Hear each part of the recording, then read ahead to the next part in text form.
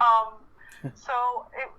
really saw it as sort of as a kind of an independent study. Believe it or not, I gave myself the task of getting hired at a strip club, and I was going to work for 200 hours.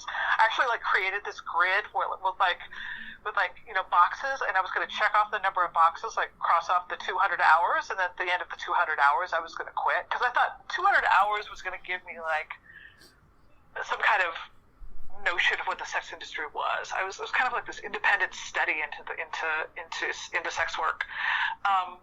So it was mostly curiosity that drove me out, to be perfectly honest, the first time. And then it was just kind of, somebody smarter than me once said that stripping is a gateway drug. It led me to doing all different kinds of other things, working in a dungeon and making porn, and eventually ending up as an escort.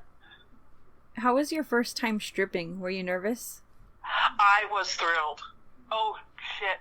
It was like a dream come true. I was 22 years... Okay, so you're telling little 22-year-old Lola that all you have to do right now is take off all your clothes. You get to pick a song that you like. You get to dance around naked around a gourd. And by the way, I should just say I was doing a peep show. This was a peep show situation, which those are gone now. But there would be a strip, like a dance floor with poles and all kinds of stuff, and there'd be windows all the way around, and people could come in and put in quarters, and the window would go up, and they would get to see the show.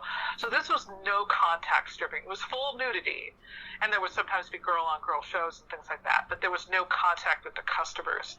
And I got hired. I think I got hired at $12 an hour, and again, I think minimum wage right then was around $5 an hour, so I thought I was making more money than I could ever possibly spend. I was like, you're paying me to be around naked women all day, and all I have to do is dance? This is a fucking dream job. I could not believe it.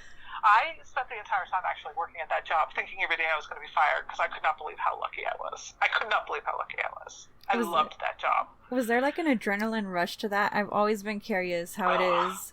Yeah, there was. I mean, and it was fantastic to get to be sexual in that way. Again, as a very lesbian-identified person, I was around all of these gorgeous women, and